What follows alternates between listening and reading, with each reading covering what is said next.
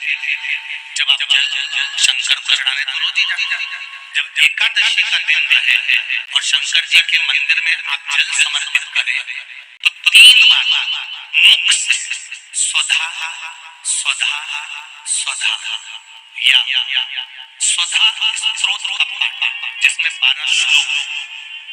छोड़ मत देना, 1 लोटा पानी बिल्कुल मत छोड़, जपे जा, लगे जा, करे जा।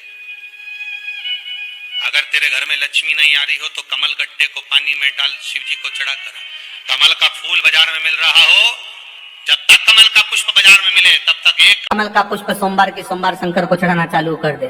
सोमवार को नहीं चढ़ाए तो प्रदोष को चढ़ा, पर शंकर की भक्ति कर। और कमल का फूल ना मिले तो कमल गट्टा पानी में डाल, उस पानी को शंकर पर चढ़ा, पर चढ़ा देख, क्योंकि शिव के चरणों में रहने के लिए माता ख्याति ने लक्ष्मी देना चाहिए और लक्ष्मी जी को भगवान शंकर ने नारायण को दे दिया। अगर वही कमल के पुष्प पर लक्ष्मी का निवास होता है, इसलिए दीपावली पर कमल का फूल शिव जी को, भगवान माता लक्ष्मी को समर्पित होता है।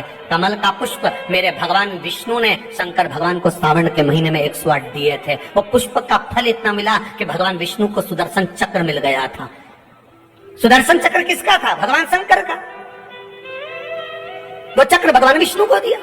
ले लो, तुमने कमल के फूल चढ़ाए 108, ये कमल का पुष्प चढ़ाने का फल ये कि अपना सुदर्शन चक्र तुमको देता हूँ, दुष्टों का संहार करना ये आपको देता हूँ। भगवान विष्णु सुदर्शन चक्रधारी हो गए।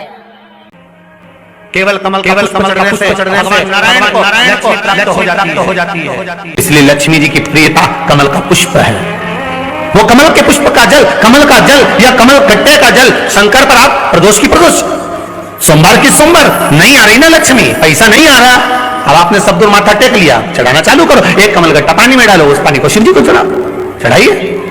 मिल जाए कमल का फूल, जब तक मिल रहा है, अभी ठंडक में तो मिल ही जाता है, कमल का पुष्प मिले मंगवा लिया, चढ़ा दिया। सोमवार की सोमवार, नहीं तो प्रदोष की प्रदोष चढ़ाओ, 5-6 प्रदोष करके देखो। कहीं सियोर वाला महाराज झूठ तो नहीं बोल रहा, देखने में क्या जाए। ना सियोर वाला महाराज कहीं जा रही है, ना तुम कहीं जा रहे हो।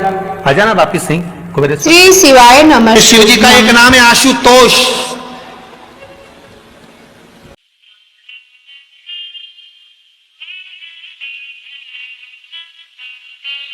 मेरे शंकर का एक नाम आशुतोष है, और वो आशुतोष नाम कोई साधारण नहीं है। क्यों बने भगवान शंकर का नाम आशुतोष? शिव जी के जितने नाम बने हैं उस नाम के पीछे कोई कारण है। बगला मुख बने, कारण था।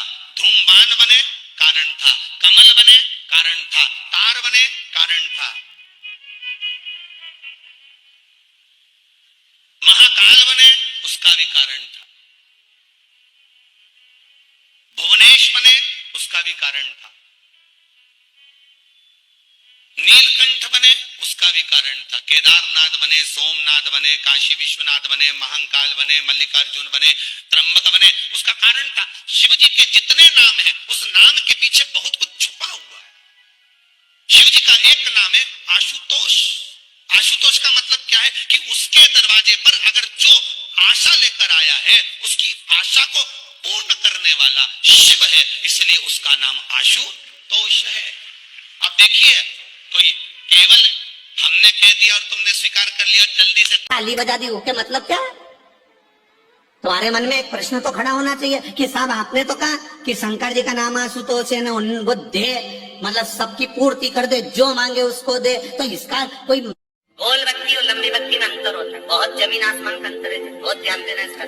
स्कंद पुराण और विष्णु पुराण दोनों कहती है जो लंबी बत्ती होती है वो पितरों की जगह पर, पूर्वजों की, बड़ के पेड़ के नीचे, पीपल के पेड़ के नीचे लंबी बत्ती का प्रमाण।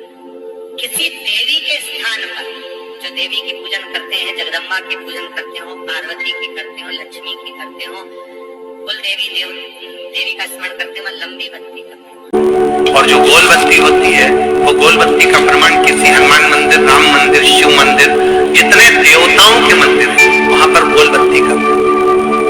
लंबी बत्ती देवी के स्थान पर इसलिए जलाई जाती है क्योंकि देवी वंश की और लक्ष्मी की वृद्धि करती है। तो लक्ष्मी और वंश बड़ा होना चाहिए, लंबा, और देवता के सामने गोल बत्ती इसलिए लगाई जाती है कि हमारा मन, ये चित्त, ये वृत्ति आपके चरणों में। श्री शिवाय नमस्तुभ्यम। भगवान शिव उस वट वृक्ष के नीचे जाकर विराजमान हुए।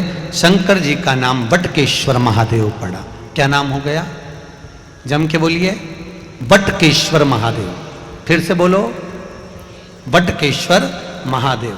एक बात याद रखना, अगर हमारे व्यापार नहीं चल रहा हो, दुकान धंधा पानी नहीं चल रहा हो, दुकान पर 24 घंटे बैठो तो व्यापार नहीं होता, घर में लक्ष्मी नहीं टिक रही हो, पैसा नहीं आ रहा हो, तो बड़ के पेड़ के नीचे, पीपल के पत्ते के ऊपर, बड़ के पेड़ के नीचे की मिट्टी को गीला कर कर पीपल के पान पर, पीपल के पत्ते पर एक शंकर जी के शिवलिंग का निर्माण करो।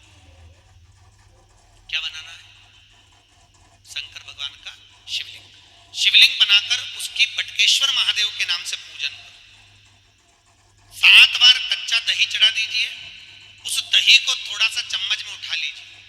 उस दही को लाकर जहां तुम्हारा व्यापार है, जहां तुम कमाने के लिए बैठते हो, दुकान पर बैठते हो, उस दुकान पर उस दही से स्वस्तिक बना दीजिए।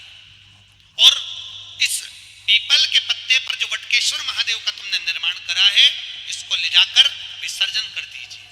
आपकी दुकान 3 महीने के अंदर धड़ाके से चलना प्रारंभ हो जाएगी महाराज। लक्ष्मी की कभी कमी नहीं आएगी। यह बटकेश्वर महादेव का पूजन है। कौन से महादेव है? जम के बोलिए, बटकेश्वर शिव की आराधना। श्री शिवाय नमस्तुभ्यम। पंडित प्रदीप मिश्रा जी की कथा को सुनकर आप इन उपायों को जरूर करें। आर्थिक समस्याओं से छुटकारा पाने के लिए भगवान शिव को मसूर की दाल जरूर चढ़ाएं। शिव पुराण कथा के दौरान पंडित प्रदीप मिश्रा जी बताते हैं कि एकादशी यानी 11 के दिन आपको अपने ईश्वर की पूजा करनी चाहिए। ध्यान और मंत्र जप से आप अपने मानसिक स्थिति को शांति देने में सक्षम हो जाते हैं। साथ ही कर्ज से मुक्ति का उपाय भी बताते हैं। अपने कर्ज को पूरी तरह से चुकाने के लिए आपको भगवान शिव को मंगलवार के दिन मसूर की दाल का भोग जरूर लगाना चाहिए। एकादशी का व्रत आपको आर्थिक उन्नति की दिशा में मार्गदर्शन कर सकता है। प्रदीप मिश्रा जी ने बताया कि यह व्रत आपको वित्तीय संयम और सावधानी के महत्व को सिखाता है। व्रत के दौरान अपने विचार करने का आपको समय मिलता है।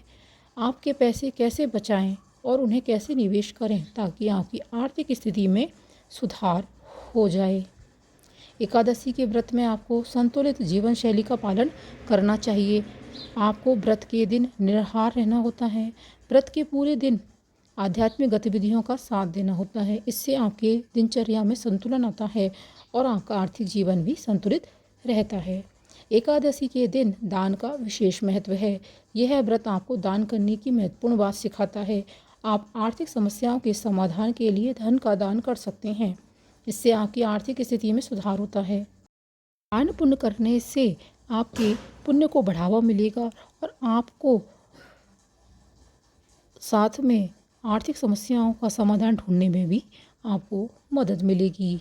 आत्मा की शुद्धि के लिए एकादशी का व्रत बहुत ही बढ़िया रहता है। यह व्रत आपको मानसिक और आध्यात्मिक शांति प्रदान करता है, जिससे आपका आर्थिक तनाव कम होता है। आर्थिक समस्याओं का सामना करने के लिए आप तैयार हो जाते हैं। व्रत के दिन आपको अपने इंद्रियों को नियंत्रित करना होता है। आपके लिए यह महत्वपूर्ण सीख है, जिससे आप अपनी व्यय वृद्धि को नियंत्रित कर सकते हैं। आर्थिक समस्याओं को दूर करने में यह बहुत ही लाभदायक होता है। एकादशी के दिन भगवान विष्णु की पूजा करनी चाहिए। उनमें आर्थिक शुभकामनाएं उनसे मांगनी चाहती है। आप इस दिन अपनी आर्थिक समस्याओं के समाधान के लिए भगवान की कृपा प्राप्ति के लिए प्रार्थना कर सकते हैं। यह आपको आर्थिक उन्नति में मदद करते हैं। एकादशी का व्रत आध्यात्मिक अनुभव प्रदान करता है। चैनल पर पहली बार आए हैं तो चैनल को सब्सक्राइब अवश्य कर लें। वीडियो को लाइक शेयर कमेंट करना ना भूलें। इसी तरह पंडित प्रदीप मिश्रा जी के और भी उपाय हम अपने चैनल पर लाते रहेंगे। आप चैनल को सब्सक्राइब जरूर कर लें ताकि वीडियो अपलोड होते ही इसकी जानकारी सबसे पहले आपको मिल सके। मिलते हैं अगली वीडियो में। श्री शिवाय नमस्तुभ्यम।